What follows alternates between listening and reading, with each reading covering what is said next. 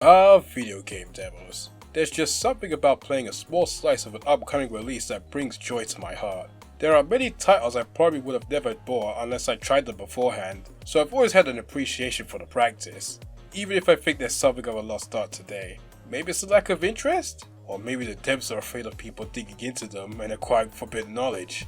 I mean, we all remember what happened with the Pokemon Sun and Moon demo. Yeesh. Did you know there were demos for DS games too? Though Nintendo had to get a little creative with the distribution of them, since the system didn't have any kind of online store until the DSi came out. Some were on cartridges, such as Metroid Prime Hunter's First Hunt. There are also the ones you'd find at kiosks. In addition were these demo stations that could be used to temporarily download one to your system via the download play feature. There were trailers you could download too, in glorious bit rush quality. Jeez, this game looks terrible! And finally, the Wii's Nintendo channel also had a selection of demos you could download to your DS, and these were the ones I definitely played the most.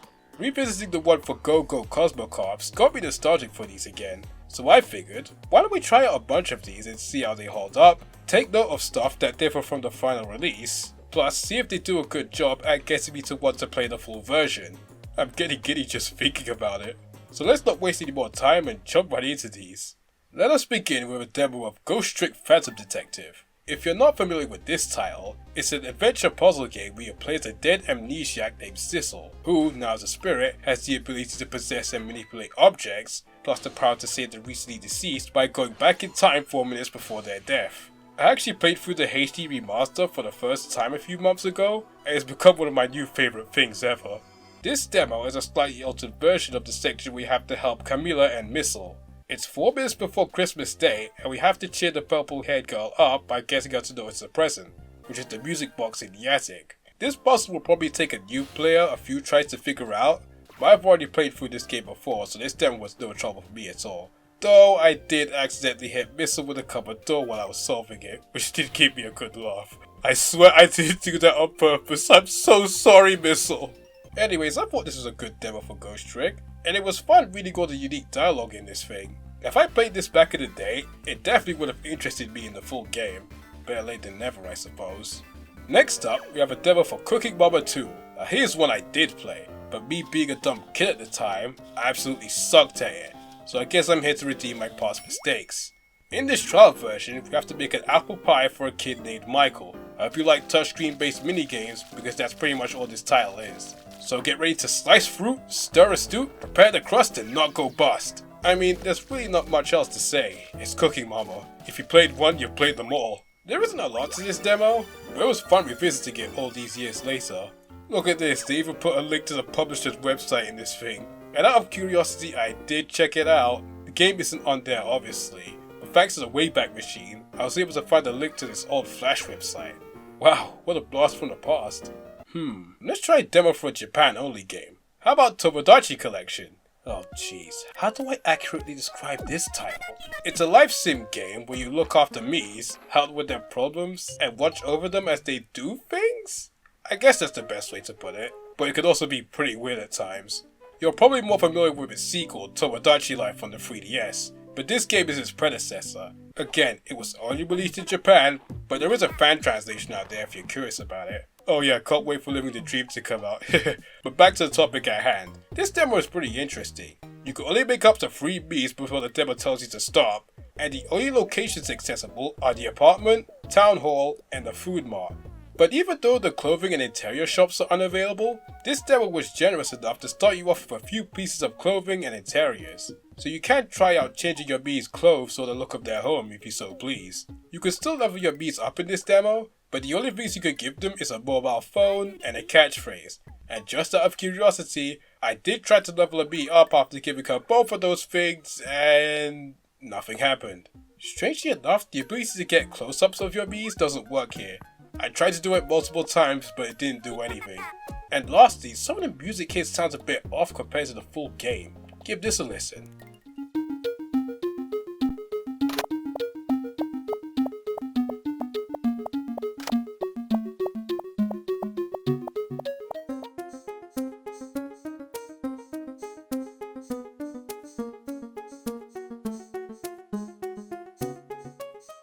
This demo is definitely the meatiest of the ones I've looked at so far. It was really interesting, and I quite enjoyed my time with it. I'm sure this got a lot of Japanese folk interested in the full game at the time. It definitely would have convinced me. Next, here's a familiar title. It's the demo for Go Cosmo Cops. Darius talked about this game in another video, but as a quick recap, GGCC is a very obscure book-styled platformer that only got a European release for some reason. By book-styled, I mean you have to hold your DS sideways to play it. Although calling it a platform is a bit of a stretch, as the title has you ascending vertical levels by swinging from panel to panel by swiping on the touchscreen. This demo features some of the game's tutorials, a challenge level, and a boss level. But you can only play as Leo in this, you can't switch to Jenny, or Mark for that matter. This is also a fine demo, though I think they should have forced you to go through the tutorials first before allowing you to play in the stages. Because I jumped right into the challenge level when I first played it as a kid, and I was completely lost on what to do. The game's controls do take some time to get used to, so that definitely would have helped. It does make me wonder how many people played this rather than the full game, considering how poorly it's sold. Moving on, let's look at a demo for Pokemon Mystery Dungeon Explorers of Sky. More accurately, I should say demos, because there's actually multiple ones featuring different dungeons and Pokemon. I remember playing one of them back in the day, but I don't remember which one exactly. For those not familiar with the spin-off series, the PMD games are Pokemon-themed roguelikes set in a world only inhabited by the Pokemon monsters themselves, where explore dungeons with randomized layouts, collect items, recruit and save other Pokemon, and bore your eyes out from the emotional storytelling. All the demos share a few common traits. Each dungeon is around 6 floors long, all the Pokemon, including your own, are male, they all have the same song, Cave and Side Path, they're missing a few sound effects but use other ones in their place, and none of them feature monster houses, thank Arceus. Also, there's no way to alter the settings in these. Normally I like to have the map on the top screen, but I can't change that here. Oh well. You could actually recruit other Pokemon to your team in these demos, but the chances of doing so are quite slim. And to my surprise, Kecleon shops can appear, but only in the Hidden Shopkeeper Village demo. And just for a laugh, I did attempt to steal from one, and we got taken out almost immediately. Why did I think that was a good idea? I think these demos were enjoyable, and making multiple variations of them was a really smart move. I think my favourite one was Challenge River, mainly because you get a curly as your partner, and I loved watching him pirouette as he followed you around. I am quite fond of the Rots line. Funnily enough, I think these dungeons are still in the full game, but they can only be accessed through cheats or specific Wonder Mail codes. Here's a demo for another Japan-only game, Minna No Suizokukan, or Everyone's Aquarium in English.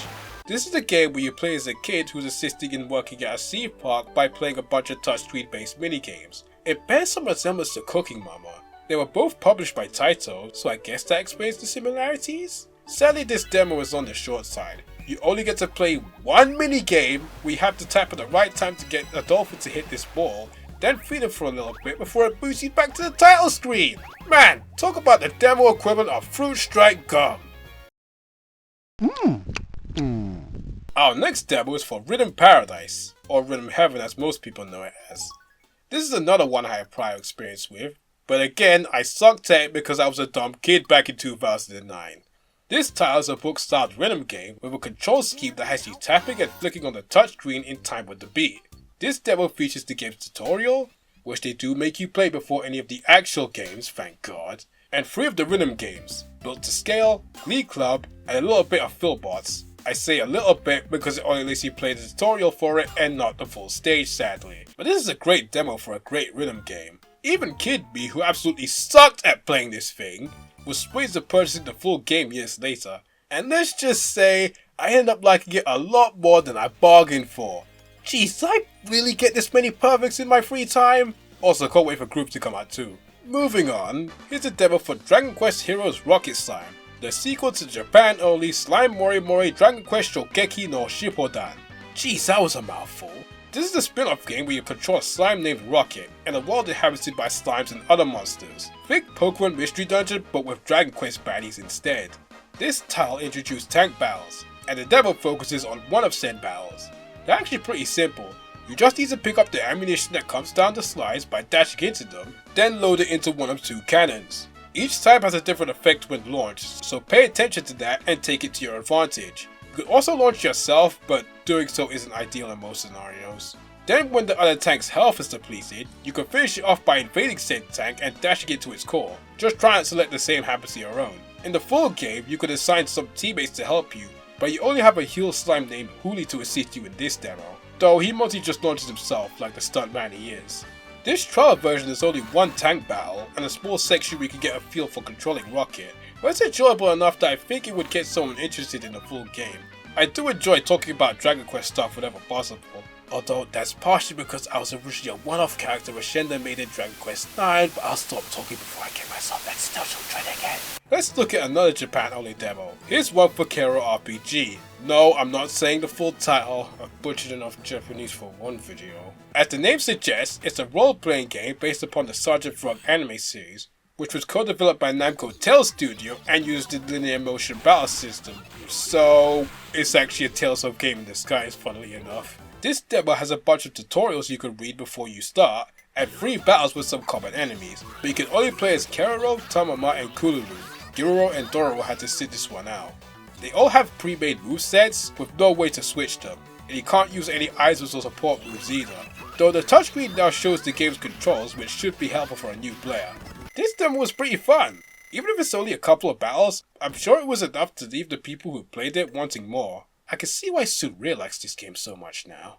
How about a demo for something girlish? Here's one for Style Boutique, or Style Savvy as it's called in the US. I feel like I'm gonna get judged for playing this. This is a fashion game where you run a clothing shop and try to make sales by showing customers clothing that fits their taste and within their budget. It's also another book-styled game, but this trial version seems to be right-oriented only. Left-handed people got screwed over, I guess. The demo is a small snippet of the game's introduction segment, where you're helping out Grace in Primavera, until you eventually get your own boutique. And by small, I mean it only takes about 5 minutes to see everything it has to offer. Yeah, this demo's rather on the short side as well. You only get to serve 2 customers before Grace tells you to bug off and some stuff you can expect from the full game. Oh, come on! Couldn't I serve just a few more clients? Please, sir. I want some more. The last demo we'll be looking at today is for Art Academy. This isn't exactly a typical game. It's more like a traditional artist kit for your Nintendo DS that comes with a couple of lessons. This is yet another trial version I've had prior experience with, and it was enough to convince me to try out the entire series and make a video on it about 5 years ago! Oh, I'm dying again! Anyways, this demo is a lesson where Vince guides you through painting an apple step by step, sketching it out, blocking out the paint, applying shading and highlights, and there's even a little bit of humor at some points. As an artist myself, I thoroughly enjoyed this. I don't think my apple came out as great as Vince's, but it was still a fun learning experience. Also, as I mentioned in my original video, this demo lesson is actually included in the full game, and you can send it to someone else through Download Play to potentially get them interested too. It feels weird to be the one distributing the demo this time. And that's all the demos I decided to play through. Even if some of them were over in minutes, this was a fun trip down memory lane, and playing the ones I've never tried before was an interesting experience too. I think my favorites were Tomodachi Collections, Rhythm Heavens, and Art Academies. But I'm only scratching the surface on this topic, as there's plenty more out there. I was only looking at the ones I've played before, or ones for games I'm familiar with. So I asked this, Mutual Models, do you remember playing any demos for certain games that convinced you to buy the full version? Let me know in the comments, because I'll always enjoy these small slices of new releases whenever they're available. I just hope game studios feel the same way and continue to make them.